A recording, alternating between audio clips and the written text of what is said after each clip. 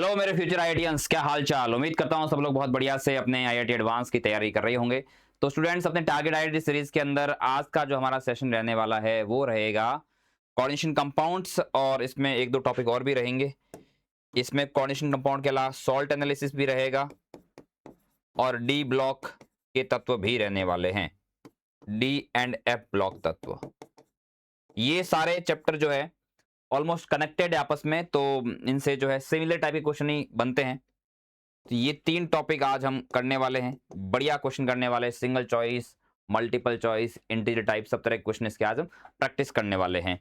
तो आपको क्या करना है, जब भी आपके सामने स्क्रीन पे कोई क्वेश्चन आए तो आपको उसको पॉज करके खुद उसका आंसर निकालना है, उसके बाद में आपको उसका एक्सप्लेनेशन देखना है। इससे ये पता चलेगा कि आपकी प्रिपरेशन कितनी हो रखी है।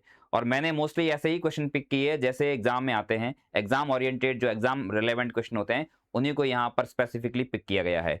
तो चलिए शुरू करते हैं बिना टाइम वेस्ट किए हुए।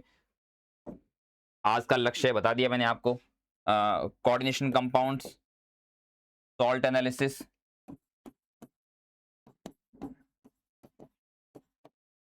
व D block and D and F block के क्वेश्चंस, धुरंधर क्वेश्चंस, हल्के फुल्के क्वेश्चन नहीं बेटा, धुरंधर क्वेश्चंस करने वाले हैं हम, बढ़िया वाले क्वेश्चंस करने वाले। चलिए शुरू करते हैं।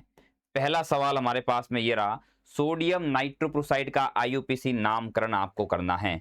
एक कंपाउंड होता है कोऑर्डिनेशन केमिस्ट्री में, बड़ा फेमस कंपाउंड है सोडियम नाइट्रोप्रोसाइड, जिसको एसएनपी कहते हैं।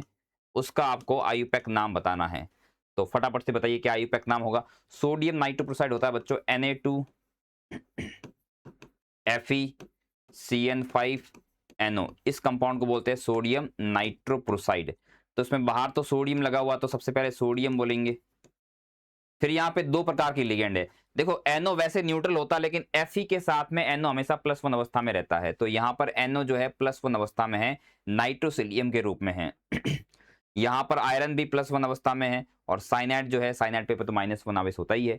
तो लिगेंड दो प्रकार के हैं, एक तो नाइट्रोसिलियम है, एक साइनाइड है। साइनाइड जो है इसका, चूंकि ये ऋणावेशित लिगेंड है तो इसका नाम के पीछे ओ लग जाएगा, साइनाइडो बन जाएगा। तो 5 साइनाइडो है। पेंटा साइनाइडो, साइनाइडो वर्ड पहले आएगा, नाइट्रोसिल बाद में आएगा क्योंकि सी पहले आता है। पेंटा साइनाइडो, नाइट्रोसिलियम, नाइट्रोसिलियम, और अपने पास में जो आयरन है, आयरन चूंकि ये इसके कॉम्प्लेक्स के बाहर कैटायन लगे हुए, इसका मतलब इस पूरे पे जो है -2 चार्ज है। तो -2 चार्ज है, इसका मतलब अगर अपना कॉम्प्लेक्स नेगेटिवली चार्ज होता है तो मेटल के नाम के पीछे 8 लग जाता है, तो ये फेरेट हो जाएगा, फेरेट।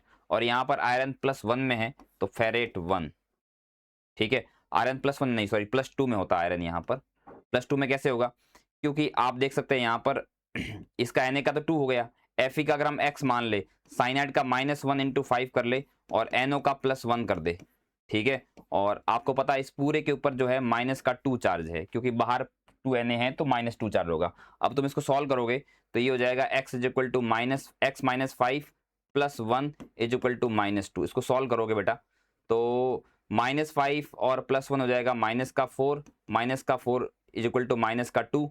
यहाँ पे आप करोगे तो -2 और +4 हो जाएगा +2। तो आयरन यहाँ +2 अवस्था में है, ठीक है। और यहाँ पर NO जो है वो बेटा वो +1 के अंदर है। तो ये हो जाएगा अपने पास पेंटा साइनाइडो नाइट्रोसिलियम फेरेट 2, ये इसका आंसर हो जाएगा। तो ऐसा ऑप्शन मुझे लग रहा है यहाँ पर, सोडियम पेंटा साइनाइडो नाइट्रोसिलियम फेरेट 2, ये वाला हो जाएगा, ठीक है। यहाँ पे फेरेट 3 कर लिया तो गलत हो गया, यही ऑप्शन है। बाकी ये पेंटासाइनो नाइट्रोसिल, ये नाइट्रोसिल यहाँ पे बोला है, एक्चुअली नाइट्रोसिल नहीं है। जब खाली NO होता तब नाइट्रोसिल बोलते हैं, जब NO+ में होता है तो उसको नाइट्रोसिलियम बोलना चाहिए। तो इसने नाइट्रोसिल बोला जबकि यहाँ नाइट्रोसिलियम है। तो ऑप्शन तो अपना बी ही करेक्ट होगा, और कोई ऑप्शन यहाँ है नहीं। चलो भाई, अगला सवाल है, निम्न में से कौन सा प्लेटिनम संकुल का सर्वाधिक उपयुक्त सूत्र होगा यदि उस संकुल के जलीय विलयन में AgNO3 मिलाने पर यौगिक में कुल क्लोरीन में से 1/4 क्लोरीन अवक्षेपित हो जाते हैं। 1/4 क्लोरीन का मतलब है कि 4 क्लोरीन होगा तो उसमें 1 क्लोरीन अवक्षेपित होगा। अगर पूरे कॉम्प्लेक्स के अंदर 8 क्लोरीन होंगे तो 2 क्लोरीन अवक्षेपित हो जाएंगे। 1/4 का मतलब 25% क्लोरीन का अवक्षेपीकरण होगा। तो फॉर्मूला क्या है? पहली बात तो बेटा इनका फॉर्मूला बनाते कैसे, मैं आपको थोड़ा सा हिंट देता हूं कैसे बनाना होता है। जब भी आपको कभी भी कोई ऐसा कॉम्प्लेक्स बनाना होता है तो आप सबसे पहले क्या कर लिए, प्लेटिनम लिखिए। ठीक है, यहाँ प्लेटिनम चारों केसेस में +4 में, और प्लेटिनम जब +4 में होता है तो प्लेटिनम +4 के अंदर कोऑर्डिनेशन नंबर 6 दिखाता है, यानी 6 उसके साथ में लिगेंड होने चाहिए। तो 6 लिगेंड आपको रखने हैं, तो उसमें से लिगेंड में से कितने क्लोरीन रखोगे, कितने वाटर रखोगे बेटा, इसके लिए तरीका ये होता है कि आपको सबसे पहले उदासीन लिगेंड से इसकी सेकेंडरी वैलेंसी को सेटिस्फाई करना होता है। तो आपने यहाँ पर 6 H2 रख लिए तो चारों Cl बाहर आ जाएंगे। इधर आप क्या करोगे, इधर आप ऐसा करोगे 5 H2 रखोगे। पहले आपको उदासीन लिगेंड सारे के सारे ब्रैकेट के अंदर रख देने हैं, उसके बाद बचा हुआ लिगेंड जो है, जैसे 5 तो वाटर हो गए हैं, एक आपको इसकी कोऑर्डिनेशन नंबर और पूरा करना है, तो यहाँ पर आप क्लोरीन रख लोगे, और बाकी जो क्लोरीन है यहाँ पे 3 उसको बाहर रख लोगे। इसी प्रकार से इसका बनाओगे तो ये आ जाएगा प्लेटिनम H2O, 2 H2O है, चारों Cl अंदर ही आ जाएंगे क्योंकि C अपने को जो है इसका कोऑर्डिनेशन नंबर 6 करना है। और लास्ट वाले के अंदर यहाँ पर आ जाएगा प्लेटिनम H2O3 और Cl भी 3 और एक Cl बाहर। ठीक है, ये अपने पास में सारे कॉम्प्लेक्सेस हो गए हैं। अब इसने कहा कि 1/4, 1/4 का मतलब है टोटल 4 क्लोरीन हो तो उसमें से 1 क्लोरीन अवक्षेपित होना चाहिए। अब 1 क्लोरीन अवक्षेपित कब होगा, जब ब्रैकेट के बाहर 1 क्लोरीन हो। ठीक है, जैसे यहाँ पर 4 क्लोरीन है, चारों के चारों अवक्षेपित हो जाएंगे। ब्रैकेट के बाहर बेटा जो क्लोरीन होते हैं वही अवक्षेपित होते हैं AgNO3 के साथ में, यहाँ चारों के चारों हो जाएंगे। तो या तो 100% अवक्षेपीकरण हो रहा है, यहाँ पे टोटल 4 है उसमें से 3 अवक्षेपित हो जाएंगे, तो ये तो 3/4 हो जाएगा। ठीक है, ये तो अपने पास में 4/4 कर लो इसको, ये तो 4/4 है, चारों के चार हो जाएंगे, यहाँ 3/4। यहाँ पर 4 है क्लोरीन, लेकिन उसमें एक भी अवक्षेपित नहीं होगा क्योंकि चारों क्लोरीन ब्रैकेट के अंदर है। ये इसका करेक्ट आंसर हो जाएगा। यहाँ टोटल 4 क्लोराइड है और 4 क्लोराइड में से एक बाहर है, तो बाहर वाला ही अवक्षेपित होगा, बाकी वाले अवक्षेपित नहीं होंगे। टोटल 4 में से एक अवक्षेपित होगा, तो 1/4 वाला ये हो जाएगा। तो ये अपने पास में डी ऑप्शन करेक्ट हो जाएगा। ठीक ठाक क्वेश्चन था, अच्छा क्वेश्चन था बेटा ये। आगे बढ़ते हैं। FeCO5 में Fe तथा CO के मध्य सिग्मा बंध CO अणु के C परमाणु के भरे sp संकर तथा Fe के निम्न में से कौन से रिक्त संकर कक्षक के साथ अतिअपन के परिणाम स्वरूप बनता है। ओके, ये घुमा फिरा के ये बोलना चाह रहा है कि FeCO5 जो होता है, ये पेंटा कार्बोनिल आयरन जो है, इसके अंदर इस Fe की इसका हाइब्रिडाइजेशन क्या है। तो हाइब्रिडाइजेशन की अगर बात करें बेटा यहाँ पर, तो निकाल लेते हैं हाइब्रिडाइजेशन, कौन सी बड़ी बात है। Fe यहाँ पे 0 अवस्था में है तो 4s2 और 3d8 है, 3d6 है। ये CO जो है यहाँ पर जो 5 CO आ रहा है, ये स्ट्रॉन्ग फील्ड लिगेंड है, तो ये बेटा इसकी पेयरिंग करवा देगा। ये 6 इलेक्ट्रॉन ये तो पेयर हो ही जाएंगे, ये 4s वाले इलेक्ट्रॉन भी जो है D में जाके घुस जाएंगे, वहां पर पेयरिंग हो जाएंगी। ठीक है, तो अपने पास में कुल मिला के ये हो जाएगा 4s तो खाली हो जाएगा, और 3d8 में जो है यहाँ पर 4 ये 8 इलेक्ट्रॉन 4 पेयर के रूप में रहेंगे। तो इसका मतलब देखो डी में कितने इलेक्ट्रॉन हो गए अपने पास में, 4 पेयर इलेक्ट्रॉन हो गए, मतलब 4 पेयर हो गई, 1 2 3 और 4। एक डी खाली पड़ी है, फिर 4s पूरी खाली पड़ी है और 4p पूरी खाली पड़ी है, आगे 4d भी खाली पड़ी, आवश्यकता पड़ी तो उसको भी यूज में ले लेंगे। तो बेटा अपने को क्या करना है, यहाँ पे CO 5 CO लिगेंड है, तो एक लोन पेयर यहाँ दान करेगा, इसमें एक इसमें इसमें, तो ये इसका जो संकरण हो जाएगा बेटा वो क्या हो जाएगा, यहां से स्टार्ट होगा संकरण और यहां तक शामिल होगा, एक D एक S 3p, तो संकरण हो जाएगा DsP3। अब DsP3 के अंदर D कौन सा यूज करते हैं, देखो DsP3 तो इसमें ऑप्शन ये तो है नहीं, ये तो है नहीं, ये DsP3 ये DsP3 है। अब DsP3 के अंदर भी इसने क्या करा, दो ऑप्शन दिए कि D कौन सा होगा, x² - y² होगा या DZ² होगा। तो बेटा ये आपको याद रखना पड़ेगा कि DsP3 संकरण जब होता है तो पेंटागोनल ट्राइगोनल बाइपिरामिडल ज्योमेट्री बनती है, और ट्राइगोनल बाइपिरामिडल ज्योमेट्री तभी संभव होती है जब DZ² वाला यूज हो उसके अंदर। अदरवाइज अगर तुम DX² - y² वाला लोगे तो ट्राइगोनल बाइपिरामिडल यानी त्रिकोणीय द्विपिरामिडल ज्योमेट्री बन ही नहीं पाएगी। तो ये याद रखना होता है कि DsP3 के अंदर D जो होता है वो Z² वाला होता है। तो इसका आंसर जो है वो अपने पास में बेटा D वाला करेक्ट हो जाएगा। Option D is the correct answer. आगे बढ़े, भूरी वाले संकुल आयन के बारे में सही कथन। भूरी वाले जो है आपको बता दो मैं, भूरी वाले परीक्षण होता क्या है, किसी भी विलयन के अंदर नाइट्रेट प्रेजेंट होता है उसमें अगर आप मिलाते हैं फेरस सल्फेट और H ये कॉन्सेंट्रेटेड H2SO4 मिलाते हैं, तो उसमें भूरी वाले बनती है, जिसका फॉर्मूला FeH2O5NO और यहाँ पर प्लस होता है। कभी कभार इसको शॉर्टकट में ऐसे भी लिख लेते हैं, FeNO और SO4 ब्रैकेट के बाहर, ऐसे भी लिख सकते हैं। ठीक है, ऐसे भी इसको लिख सकते हैं। यहाँ पर ये +2 है, सॉरी यहाँ पे। तो ये भी भूरी वाले का फॉर्मूला है, ये भी फॉर्मूला है। दोनों में से कोई भी फॉर्मूला एग्जाम में पूछ सकते हैं। जैसे मान लो अभी सवाल इस फॉर्मूले के बारे में आ गया है, ठीक है, तो इसके बारे में क्या। अच्छा, एक और बात बताऊं मैं, अगर नाइट्रेट तो भूरी वाले परीक्षण देता ही है। नाइट्रेट के लिए तो आपको सांद्र H2SO4 चाहिए। नाइट्राइट जो होता है वो भी भूरी वाले परीक्षण दे देता है। नाइट्राइट के लिए डाइल्यूट H2SO4 चाहिए होता है। डाइल्यूट लोगे तो नाइट्राइट और सांद्र, वैसे तो नाइट्रेट के लिए करते हैं, नाइट्राइट के लिए भूरी वाले परीक्षण करते भी नहीं है। नाइट्राइट के लिए तो ग्रीस इलॉस से परीक्षण अलग होता है कुछ, ठीक है, उससे पता लगाते हैं। बट मैं ये कह रहा हूं कि नाइट्राइट भी ये परीक्षण दे सकता है, याद रखना। क्योंकि इस परीक्षण का सिद्धांत क्या होता है, ये जो नाइट्रेट है, या तुम अगर नाइट्राइट भी लेते हैं यहां पर, वो ये क्या करेगा, वो यहां पर उसको H2SO4 है, वो उसको अपचयित करके NO में कन्वर्ट करेगा। वो जो NO बनेगा, NO नाइट्राइक ऑक्साइड, क्या बोलते हैं उसको, नाइट्रोजन ऑक्साइड या नाइट्रिक ऑक्साइड जिसको बोलते हैं, वही उसका ये असली आगे जाके रिएक्शन करती है, जिससे भूरी वाले बनती है। ये जो NO वाली चीज है बेटा, ये NO वाली चीज नाइट्रेट से भी आ सकती है, और अगर नाइट्राइट लेते हो तो भी आ सकती है। लेकिन फर्क ये कि नाइट्राइट में तो डाइल्यूट H2SO4 लेते हैं तब आती है, ठीक है, और इसमें डाइल्यूट काम में नहीं आता है। नाइट्रेट के लिए कंसंट्रेट यूज करना पड़ेगा। नाइट्राइट में तो डाइल्यूट डालो, तुम कंसंट्रेट डालो, ये दोनों केस में भूरी वाले परीक्षण बना लेगी, ठीक है। हालांकि इसकी भूरी वाले जो है उतनी अच्छी नहीं बनती जितनी नाइट्रेट वाले केस में बनती है। बट एनीवेज, खैर मुद्दे पे आते हैं। मुद्दा क्या, सवाल क्या पूछा इसने, इसने पूछा रंग परिवर्तन आवेश स्थानांतरण कारण होता है, ठीक है। भूरी वाले का जो भूरापन होता है वो किस वजह से होता है, इसका रंग का कारण क्या है। रंग का कारण बेटा, हालांकि तुम्हें लगेगा इसमें, देखो इसमें Fe जो होता है +1 में होता है, NO भी +1 में होता है। तो Fe जब +1 में होगा तो 4s 1 हो जाएगा और 3d जो है 6 हो जाएगा। एक इलेक्ट्रॉन बेटा अनपेयर्ड है, ठीक है, एक इलेक्ट्रॉन अनपेयर्ड है। तो अनपेयर्ड इलेक्ट्रॉन की वजह से यहाँ पर एक क्या, बल्कि यहाँ पे 3d में 6 इलेक्ट्रॉन पड़े हैं। यहाँ पर ये भी आपके d के अगर 6 इलेक्ट्रॉन की बात करोगे आप, तो 1 2 3 4 5 और 6, यहाँ पर भी खूब सारे अनपेयर्ड इलेक्ट्रॉन पड़े हैं। तो आपको लगता है कि dd संक्रमण की वजह से रंग हो सकता है, लेकिन ये बड़ा क्लासिकल केस है। भूरी वलय का जो भूरा रंग होता है वो dd संक्रमण की वजह से नहीं होता है। d में अयुग्मित इलेक्ट्रॉन होने के बावजूद भी उसका रंग जो है वो dd संक्रमण की वजह से नहीं होता है, बल्कि वो चार्ज ट्रांसफर की वजह से होता है, आवेश स्थानांतरण की वजह से होता है। तो ये जो है ये करेक्ट बात है, ठीक है। पहला स्टेटमेंट तो करेक्ट हो ही गया है। अब आगे देखते हैं। इसमें आयरन +1 अवस्था में तथा नाइट्रोसिल NO के रूप में होता नहीं। आयरन तो +1 है, सही बात है, लेकिन नाइट्रोसिल जो है ना वो भी NO+1 के रूप में है, जबकि इसने कहा वो खाली उदासीन है, तो ये गलत हो गया है। इसका चुंबकीय आघूर्ण 3.87 BM दर्शाता है कि Fe में 3 इलेक्ट्रॉन अयुग्मित है।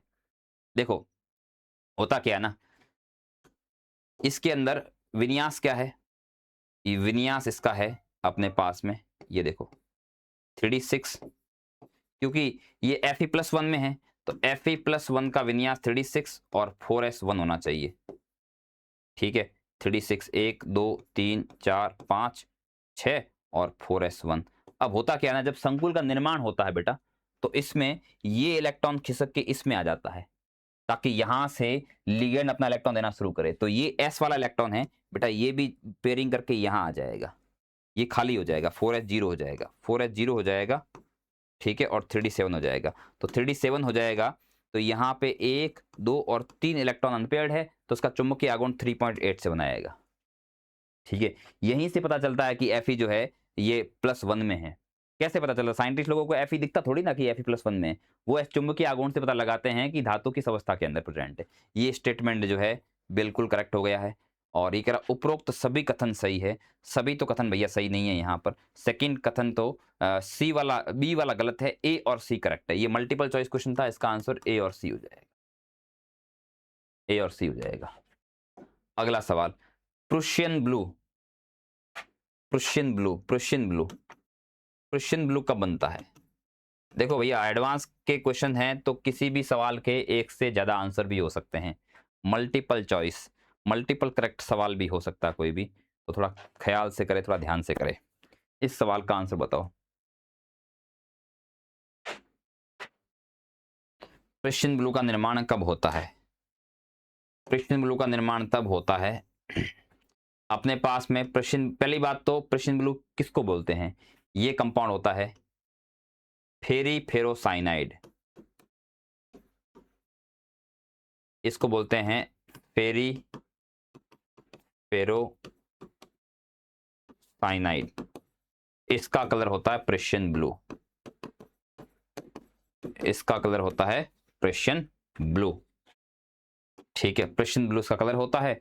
अब प्रेशियन ब्लू इसका कलर होता है तो ये इसका निर्माण कैसे होता है? प्रेशियन ब्लू कलर क्या है? नाम ही प्रेशियन ब्लू है और कलर भी इसको प्रेशियन ब्लू ही कहते हैं। नाम भी प्रेशियन ब्लू है, कलर को भी बोलते हैं प्रेशियन ब्लू, चटक नीला।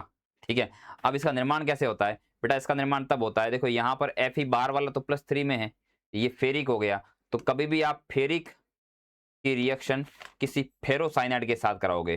फेरोसाइनाइड क्या होता है? फेरोसाइनाइड ये होता है कि आप ये वाला आयन जो है इसको फेरोसाइनाइड बोलते हैं। ठीक है, ये फेरोसाइनाइड आयन के साथ में अगर फेरिक आएगा तो बनता है प्रेशियन ब्लू। तो अब यहाँ इस -4 को सेटिस्फाई करने के लिए यहाँ पॉजिटिव वाला कुछ भी हो सकता है और फेरिक के साथ में कोई भी अपना एनायन भी हो सकता है।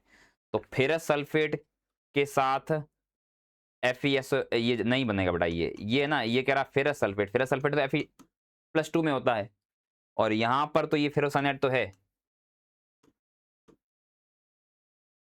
ये, पर ये फेरोसाइनाइड बन जाएगा, फेरोसाइनाइड, जिसको प्रेशियन ब्लू नहीं कहते हैं। ठीक है, तो पहला ऑप्शन गलत हो गया। फिर कह रहा फेरिक सल्फेट में मतलब फेरिक मतलब Fe3+ है और FeCN6 ये फेरोसाइनाइड। हाँ बिल्कुल, ये हुई ना बात, ये हो जाएगा फेरिक और फेरोसाइनाइड जब जोड़ेंगे तो बनेगा फेरोसाइनाइड और उसी को बेटा प्रेशियन ब्लू कहते हैं। सेकंड ऑप्शन तो अपना करेक्ट हो गया। इसमें फिर से फेरस सल्फेट ले लिया है, फेरस अमोनियम सल्फेट, ये मोर सॉल्ट ले लिया है, मोर सॉल्ट में ये नहीं बनता बेटा।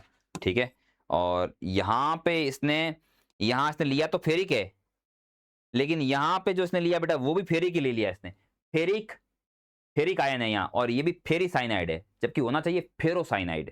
फेरोसाइनाइड में क्या होता है? बार 4 पोटेशियम होते हैं, तब वो ये वाला आयन फेरोसाइनाइड कहलाता है। यहाँ बार 3 पोटेशियम है, यानी इसमें 3 - चार्ज है, तो ये फेरोसाइनाइड होगा। तो यहाँ पर ये हो जाएगा फेरिसाइनाइड। ठीक है, ये फेरिसाइनाइड हो जाएगा, जबकि होना कौन सा चाहिए? फेरोसाइनाइड, ये होना चाहिए। ठीक है, चलो भाई, इसका आंसर अपने पास में सेकंड वाला ऑप्शन। काफी कंफ्यूजिंग है, बट आपको दिमाग में कंसेप्ट क्लियर रखना है कि जब भी Fe3+ हो और इधर कॉम्प्लेक्स में FeCN6 और बाहर 4- तभी जाके प्रेशियन ब्लू बनता है। अब ये किसी भी यौगिक का हिस्सा हो सकता है और ये भी किसी भी यौगिक का हिस्सा हो सकता है। चलिए अगले क्वेश्चन की तरफ बढ़ते हैं। निम्न में से कौन प्रकाशिक समानता प्रदर्शित करता है? बेटा प्रकाशिक समानता प्रदर्शित करने के लिए उसके अंदर सिमेट्री नहीं होनी चाहिए, ना तो सेंटर ऑफ सिमेट्री होनी चाहिए, ना उसमें प्लेन ऑफ सिमेट्री होनी चाहिए। ये अपने पास में जो 4 लिगेंड लगे हुए हैं यहाँ पर, ये आपका स्क्वायर प्लेनर कॉम्प्लेक्स है, स्क्वायर प्लेनर कॉम्प्लेक्स है, ये भी आपका स्क्वायर प्लेनर कॉम्प्लेक्स है। सर आपको कैसे पता? अरे भाई 4 जब कोऑर्डिनेशन नंबर होता है और सिस ट्रांस होता है तो स्क्वायर प्लेनर के अंदर तो सिस ट्रांस पॉसिबल है। सिस ट्रांस तो ज्यामितीय समानता को बोलते हैं और ज्योमेट्रिकल आइसोमर तो केवल स्क्वायर प्लेनर में ही होता है। टेट्राहेड्रल के अंदर तो ज्योमेट्री समानता होता नहीं है वहां पे, तो इसका मतलब ये स्क्वायर प्लेनर है और स्क्वायर प्लेनर में बेटा पीयूएस प्रेजेंट होती है, पीयूएस प्रेजेंट होती है।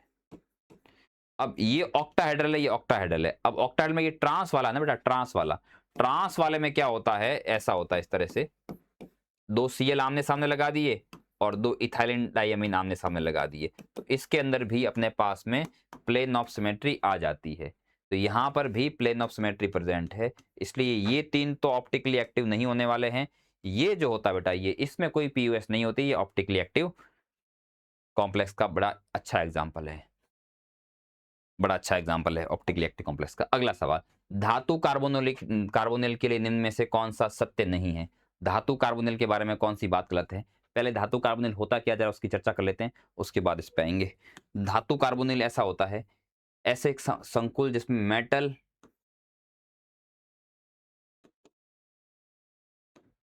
देखो ये तो है मेटल और ये है कार्बन मोनोऑक्साइड। कार्बन मोनोऑक्साइड में वैसे मैंने प्लस माइनस लगाए, लेकिन होता एक्चुअल में ये है कि ये दो अपने सिग्मा बॉन्ड होते हैं, एक कोऑर्डिनेट बॉन्ड होता है इस तरफ से और इसके पास में लोन पेयर होती है। ठीक है, कार्बन की वैलेंसी पूरा करने के लिए ऑक्सीजन इसको अपने इलेक्ट्रॉन को कोऑर्डिनेट बॉन्ड द्वारा इसको दान करता है।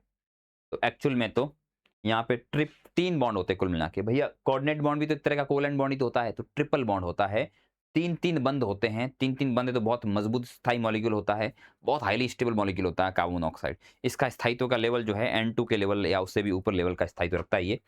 ठीक है। इसमें एक बड़ी रोचक बात ये है कि कार्बन को ये जो एक इलेक्ट्रॉन युग्म जो है तो मिल रही है कोऑर्डिनेट बॉन्ड द्वारा, ठीक है। अगर कार्बन को इधर धातु से या किसी भी और प्रजाति से इलेक्ट्रॉन मिलने लग जाए, तो फिर वो ऑक्सीजन को कार्बन ये बोल देगा कि अब तू मुझे इलेक्ट्रॉन मत दे, मुझे तेरे इलेक्ट्रॉन की कोई आवश्यकता नहीं है। ठीक है, अभी तो अच्छी खासी बंद इलेक्ट्रॉन डेंसिटी है यहाँ पर, अभी तो बॉन्ड स्ट्रॉन्ग, बहुत ज्यादा स्ट्रेंथ है बॉन्ड की, यहाँ 3-3 बॉन्ड बने हुए, बहुत मजबूत बंध है। लेकिन जैसे ही कार्बन को कहीं और बाहर से इलेक्ट्रॉन मिलेंगे, तो कार्बन और ऑक्सीजन के बीच के रिश्ते कमजोर हो जाएंगे, वहां पे बंध सामर्थ्य घट जाएगा। ये तुम बात ध्यान रखना। तो मेटल कार्बोनिल में होता क्या है, कार्बन अपनी जो लोन पेयर होती है वो मेटल के रिक्त संकृत कक्षक में दान करती है, इससे सिग्मा बॉन्ड बनता है, डन, कोई दिक्कत नहीं है। ठीक है, लेकिन मेटल की भी जो लोन पेयर होती है वो कार्बन के इस CO के जो एंटी बॉन्डिंग ऑर्बिटल होती है पाई स्टार, उसके अंदर ये वापस दान करता है इसे, तो ये पाई बॉन्ड बन जाता है। तो ये डबल बॉन्ड बनता है एक तरह से, इधर से सिग्मा, उधर से पाई। इसको बोलते हैं बैक बॉन्डिंग। इसको किसको, जो ये वाला बॉन्ड बना है ये पाई बॉन्ड, इसको बोलते हैं पाई बैक बॉन्ड, पाई बैक बॉन्ड। ठीक है, पक्ष बंधन हो रहा है। अब मैंने अभी क्या बोला था, जब भी कार्बन मोनोऑक्साइड के कार्बन को इलेक्ट्रॉन मिलने शुरू हो जाएंगे कहीं से, तो ये बॉन्ड कमजोर हो जाएगा। कमजोर मतलब बॉन्ड लंबा हो जाएगा, खींच के कमजोर हो जाएगा। चलो भैया अब पढ़ते हैं। कार्बोनिल में केंद्रीय धातु की ऑक्सीजन अवस्था शून्य, ऋणात्मक और कम धनात्मक हो सकती है। सही बात है, जो कार्बोनिल होते हैं बेटा उसमें धातु जो है सामान्य तौर पे शून्य में रहता है, या तो बहुत कम प्लस अवस्था होती है, या कई बार तो माइनस में भी रह सकता है। अब आप सोचोगे इतनी कम ऑक्सीजन अवस्था में धातु सर्वाइव कैसे कर रहा है, जिंदा कैसे रह पा रहा है। धातु तो सामान्य तौर पे बड़ी बड़ी अवस्थाएं दिखाता है, मैंगनीज तो +7 दिखाता है, मैंगनीज +6 दिखाता है, क्रोमियम +6 दिखाता है, लेकिन वही क्रोमियम जो है कार्बन मोनोऑक्साइड के साथ में 0 अवस्था में भी सर्वाइव कर सकता है। तो क्या राज है इसका, राज है ये बताइए। ये डबल बॉन्ड बन रहा है, ये इसको इलेक्ट्रॉन दे रहा है, वो उसको इलेक्ट्रॉन दे रहा है, तो ये जो सिनर्जिक बॉन्डिंग हो रही है, इसी की वजह से ये शून्य अवस्था में रह सकता है। तो ये बिल्कुल बात सत्य है। मेटल और कार्बन का जो वापस बॉन्ड बन रहा है, ये मेटल टू कार्बन वाला बॉन्ड बन रहा है, ये डी पाई पी पाई है, डी पाई पी पाई। सही बात है, ये बात तो सही है बेटा। सही बात कैसे है कि मेटल के खाली इलेक्ट्रॉन किस में होते हैं, डी में होते हैं। ठीक है, यहां जो पाई स्टार कक्षक होता है वो मेनली जो पी ऑर्बिटल होती है कार्बन की, कार्बन के पास तो डी है नहीं, ना ही ऑक्सीजन के पास डी है, तो वो जो इसके पाई स्टार ऑर्बिटल होती है वो आपकी जो है पी ऑर्बिटल जो कार्बन के पास होती है उससे व्युत्पन्न होती है। तो एक प्रकार का इसका डी यूजर है, इसका पी यूजर है, तो ये पी पाई डी पाई है। तुम चाहे पी पाई डी पाई लिखो या डी पाई पी पाई लिखो, बात एक ही है, मतलब एक पी है एक डी है, बात इतनी सी है। तो ये बात सही है, सत्य बात है। इसने कहा सही नहीं कौन सा है,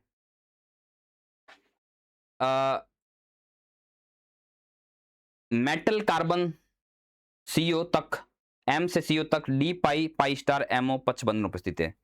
अच्छा ओके, अब यहाँ पे थोड़ा सा गड़बड़ हो गया मामला। यहाँ पे देखो दो, हालांकि यहाँ पे ये जो कार्बन मोनोऑक्साइड होता है, कार्बन मोनोऑक्साइड के अंदर जो पाई स्टार ऑर्बिटल बनती है, पाई स्टार ऑर्बिटल बनती है, अपन लोग पढ़ के आए हैं MOT के अंदर कि पाई और स्टार जो ऑर्बिटल होती है किससे बनती है, अपने पास में PX से 2px से बनती है, पाई स्टार 2px, ठीक है, और 2py से बनती है पाई स्टार 2py, और 2pz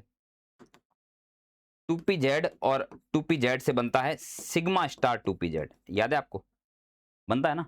तो अगर पाई स्टार बन रही है तो बनी तो पक्का पी से होगी, तो पी वाला तो ऑप्शन हो ही गया इसमें। लेकिन अब एक और ऑप्शन आ गया, वो कह रहा है, अब उसने पी ऑर्बिटल का नाम लिया, आपने सीधा उसने बोल दिया कि पाई स्टार ही है ये, वो तो हमने पहले कहा ही था ये कि पाई स्टार है, वास्तव में तो ये पाई स्टार ही है। हालांकि वो पाई स्टार बनती पी ऑर्बिटल से वो अलग बात है। तो ये स्टेटमेंट भी करेक्ट है, ये भी करेक्ट है, लेकिन अपन को दोनों में से एक ही सिलेक्ट करना पड़ेगा, क्योंकि यहां पर दोनों एक ही चीज के बारे में कह रहे हैं, तो फिर अपने को एक सिलेक्ट करना पड़ेगा। उस केस में हम ये सिलेक्ट ना करके हम ये वाला सिलेक्ट करेंगे, ज्यादा करेक्ट है ये।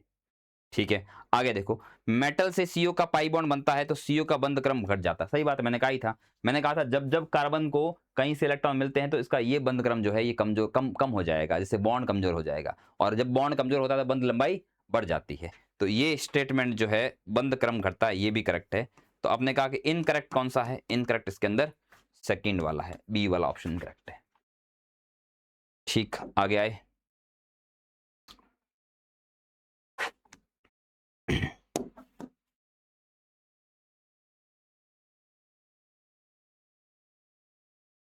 बताओ भैया, इसका तुम लोग बताओ, ये बड़ा फेमस क्वेश्चन है, कई बार ये जेई के अंदर पूछा जा चुका है। आप बताओ इसका आंसर क्या होगा। देखो, CuNH3 होल क्वाड्रपल SO4 के में से कौन सी बात सही है? आओ जरा इसकी थोड़ी सी जांच पड़ताल करते हैं। कॉम्प्लेक्स है अपने पास CuNH3, ये 4 है, यहाँ सल्फेट है तो +2 होगा, सल्फेट बाहर -2 होगा। ठीक है, कोई बात नहीं, अपने इसको आयनों में अलग अलग विभक्त कर दिया है। चलो भाई, इसका पोस्टमार्टम किया जाए। कॉपर यहाँ पे अपने पास कॉपर जो है वो +2 में है। कॉपर +2 में होता है 4s0 और 3d9। वैसे कॉपर का होता है 4s1 3d10, 2 इलेक्ट्रॉन निकाल दिए अपने, तो 4s0 3d9 हो जाएगा। ठीक है, तो 3d में 9 इलेक्ट्रॉन है।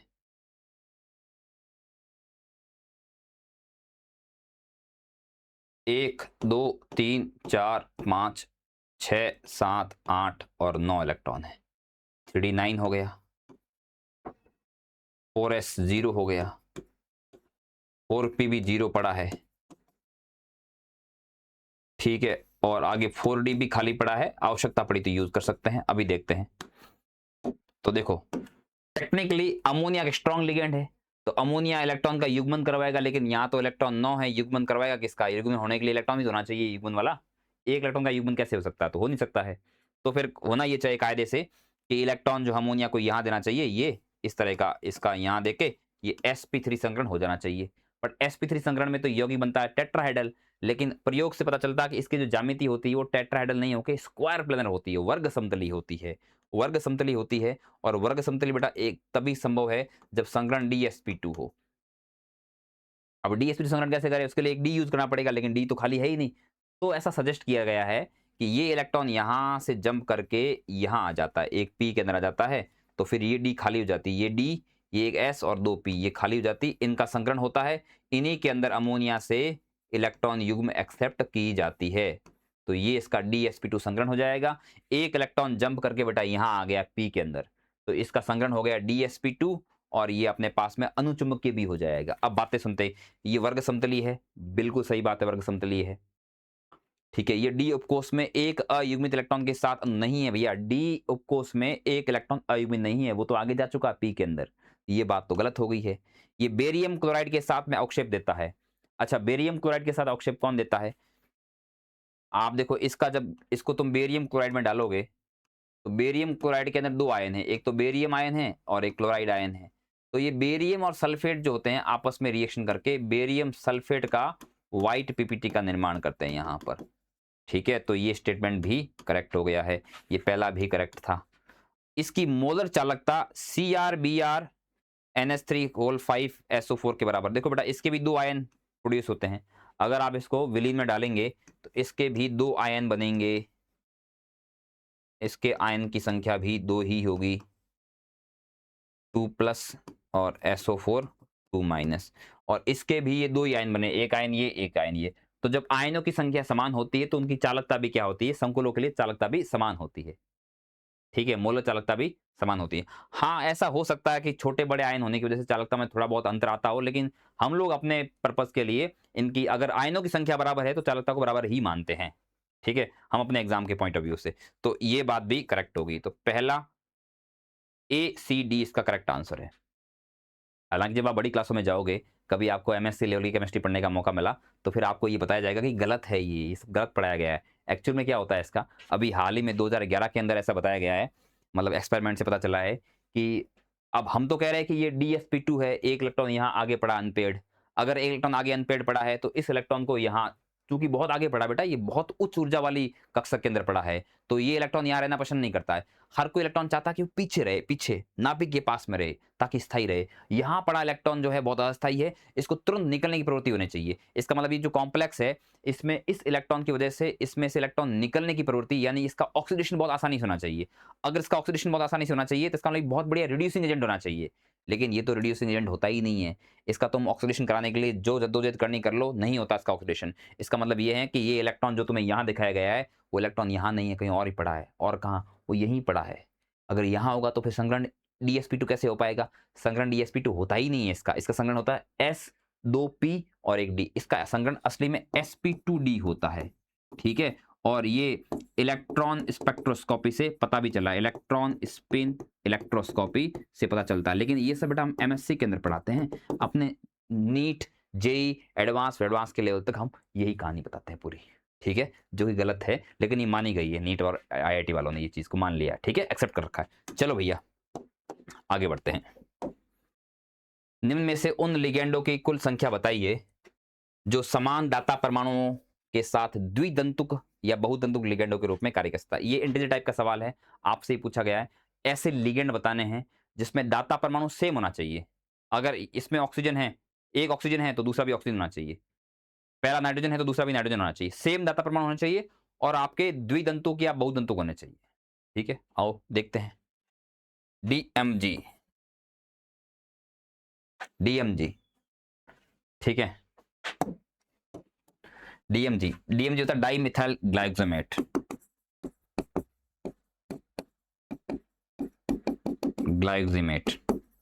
ये कुछ ऐसा होता है। डाई मिथाइल ग्लाइकोजेनेट कैसा होता है? कार्बन इधर CH3, इधर CH3, ठीक है जी, इधर डबल बॉन्ड NO- NOH, ये होता है डाई मिथाइल ग्लाइकोजेनेट। अब इसमें दाता परमाणु कौन होता है? दाता परमाणु इसमें बेटा N होता है। ये जो N होते हैं ये देते हैं लोन पेयर, और ये O- जो है ये H बॉन्डिंग करता है, ये O- और यहाँ का इसका H बॉन्डिंग करता है।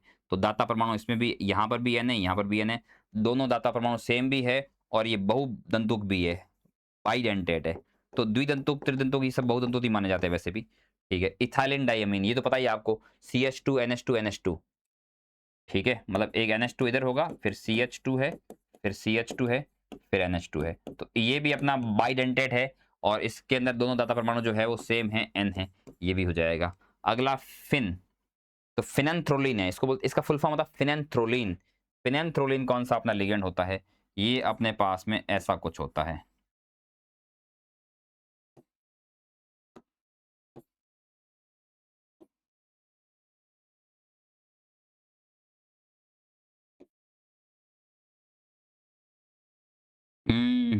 यहां पर एक N लगा होता है, N लगा होता है, ये सारी रिंग होती है इसमें, ठीक है बेटा। तो इसके अंदर भी दोनों दाता परमाणु N ही होते हैं, और ये भी आपका बहुदंतुक है और दोनों दाता परमाणु N है। तो ये भी अपना जो है बाइडेंटेड है और इसके दाता परमाणु भी सेम है। ये कौन है? ग्लाइसिनेट कौन सा होता है भैया? ये होता है NH2 CH2 COO-। इसमें दिक्कत है बेटा। दिक्कत क्या है? इसमें दाता परमाणु एक तो N है और एक O है, तो दोनों दाता परमाणु जो है वो सेम नहीं है। भले ही द्विदंतुक है पर दाता परमाणु सेम नहीं है। तो इसने क्या बोला सवाल के अंदर कि वो द्विदंतुक या बहुदंतुक भी होने चाहिए और दाता परमाणु भी सेम होने चाहिए। तो दाता परमाणु सेम नहीं होने की वजह से ये हमारे लिस्ट में नहीं रहेगा।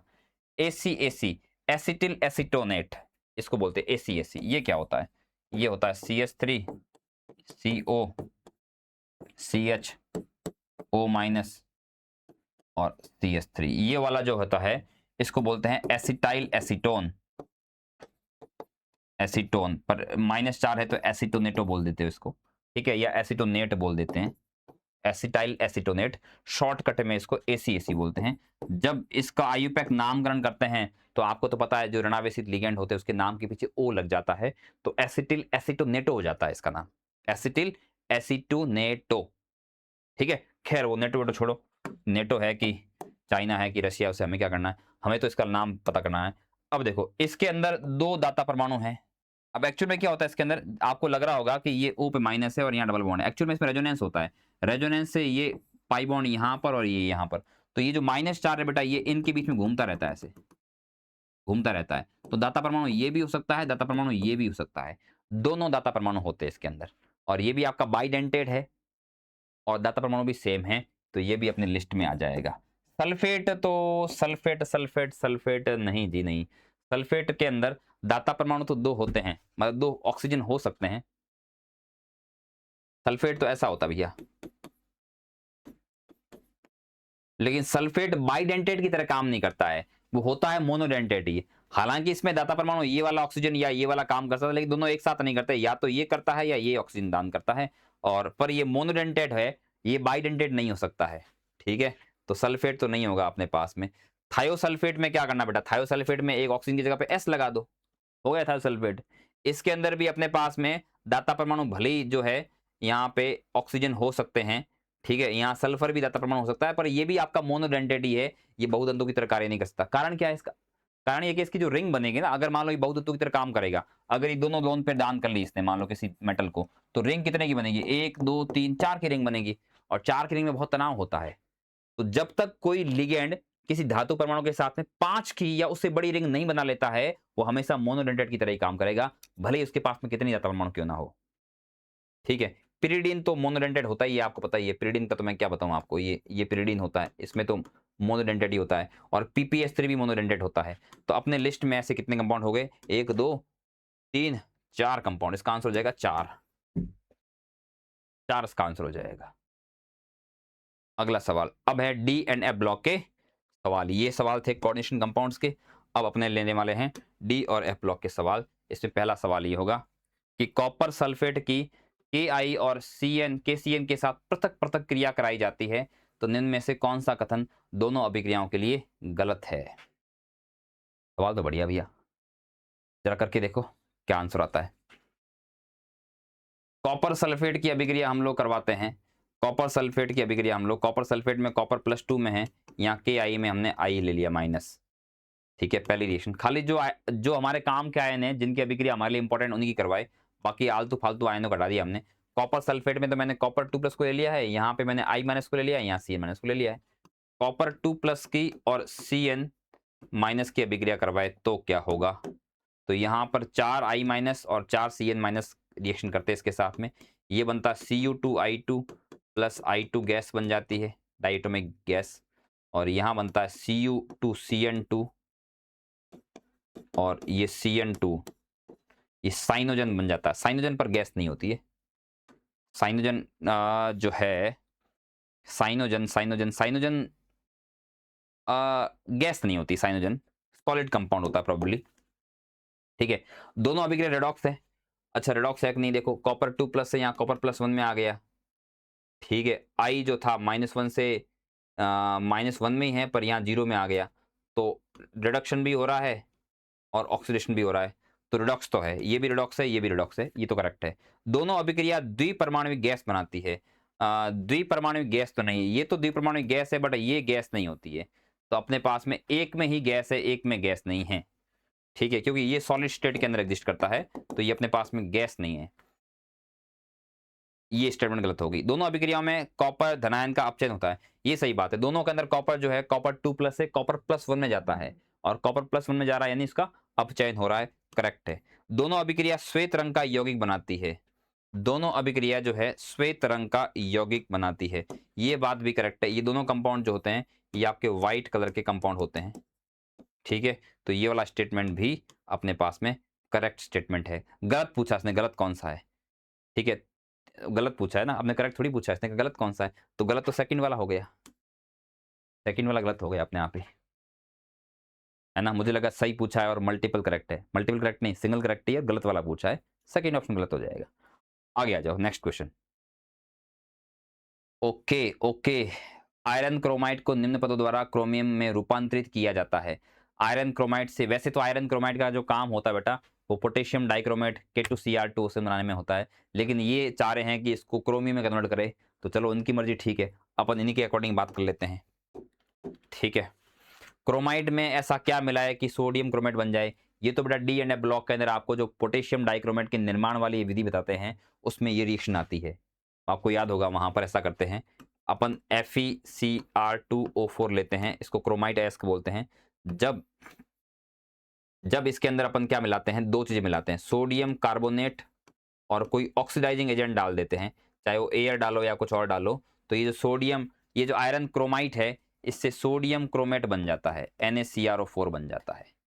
ठीक है, तो यहां पर तो आपने जो मिलाया बेटा, ये तो सोडियम कार्बोनेट मिलाना पड़ेगा और एयर मिलाना पड़ेगा, वो तो ऑप्शन ए ही हो गया, फिर तो कोई और है ही नहीं यहां पर। ठीक है, ऑप्शन तो यहां पर ए ही हो जाएगा और तो कुछ यहां पर है नहीं। ठीक है, फिर आगे आगे अपने पास सोडियम क्रोमेट जो है उसको आपको क्रोमियम ट्राइऑक्साइड में कन्वर्ट करना, Cr2O3 के अंदर कन्वर्ट। अच्छा सॉरी, एक मिनट रुको बेटा, यहाँ पे ना, यहाँ तो ऑक्सीडाइजिंग एजेंट लेना पड़ेगा अपने को, ये तो अपने पास में ऑक्सीडाइजिंग एजेंट है, ठीक है, जिसमें आपने एयर ले ली है। यहाँ आपको बेस लेना है। अब बेस में तुम चाहो तो Na2CO3 ले लो, चाहो तो NaOH ले लो, दोनों ही बेस होते हैं, तो आप दोनों में से किसी को भी ले सकते हो। तो NaOH के साथ एयर ले लो या Na2CO3 के साथ एयर ले लो, ये रिएक्शन हो जाएगी। तो इसका मतलब ये ऑप्शन भी करेक्ट हो सकता है, ये भी करेक्ट हो सकता है। अब आगे देखते हैं। पहले स्टेप के लिए तो बेटा इन तीनों में से कोई भी हो सकता है। पहले स्टेप में एक्चुअली होना क्या चाहिए, यहाँ पर होना चाहिए अपने पास में जो नंबर 1 वाला है, इसके अंदर कोई बेस होना चाहिए और साथ में ऑक्सीडाइजिंग एजेंट जैसे एयर होने चाहिए। तो बेस तो यहाँ पर भी है, एयर है, बेस यहाँ पर भी एयर है, बेस यहाँ पर भी, तो तीनों में करेक्ट हो सकते हैं। आगे बढ़ेंगे, सोडियम क्रोमेट को क्रोमियम ट्राइऑक्साइड में कन्वर्ट करना है। यहाँ पे आपके पास में बेटा काम आता है, क्या काम आता है, रिड्यूसिंग एजेंट। ये इसको मेटलर्जी में भी यूज करते हैं प्रोसेस को, और यहाँ पे सबसे बढ़िया रिड्यूसिंग एजेंट जो होते हैं बेटा, वो होते हैं कार्बन और कार्बन मोनोऑक्साइड। तो जब भी किसी यौगिक का कार्बन के साथ में या कार्बन मोनोऑक्साइड के साथ में रिडक्शन करवाते हैं, उसको स्मेल्टिंग बोलते हैं, संगलन बोलते हैं। तो यहाँ पे कार्बन या कार्बन मोनोऑक्साइड चाहिए होगा, तो कार्बन मोनोऑक्साइड तो कहीं नहीं है, पर कार्बन जरूर पड़ा है, कार्बन के साथ गर्म करना पड़ता है। यहाँ गर्म नहीं किया, ये गर्म करना पड़ेगा, ये बहुत ऊंचे तापमान पर रिएक्शन होती है। ठीक है, तो ये ऑप्शन कट गया वैसे, ऑप्शन या तो सेकंड होगा या बी होगा या सी होगा। अब आगे देखते हैं। एक बार Cr2O3 बन गया है, उसमें से फिर ऑक्सीजन को हटा के क्रोमियम लगाना है। तो आपको जो है यहाँ पर कोई क्रोमियम से ज्यादा रिएक्टिव मेटल डालना पड़ेगा। तो क्रोमियम से ज्यादा रिएक्टिव मेटल बेटा एल्यूमिनियम भी होता है अपने पास में और मैग्नीशियम भी होता है, लेकिन एल्यूमिनियम की रिएक्टिविटी जो होती है मैग्नीशियम से भी ज्यादा होती है। एल्यूमिनियम ज्यादा इलेक्ट्रोपॉजिटिव है, तो यहाँ पर एल्यूमिनियम अपन काम में ले सकते हैं। तो ये एल्यूमिनियम वाली जो प्रोसेस हो जाएगी, ये वाली, इसका नाम भी कुछ होता है शायद, गोल्ड स्मिथ प्रोसेस ऐसा करके कुछ नाम भी होता है, मुझे ठीक से नाम याद नहीं आ रहा है। तो वो वाली रिएक्शन से आप क्रोमियम को यहाँ पर अलग कर सकते हो। ठीक है, चलो आगे बढ़ते हैं।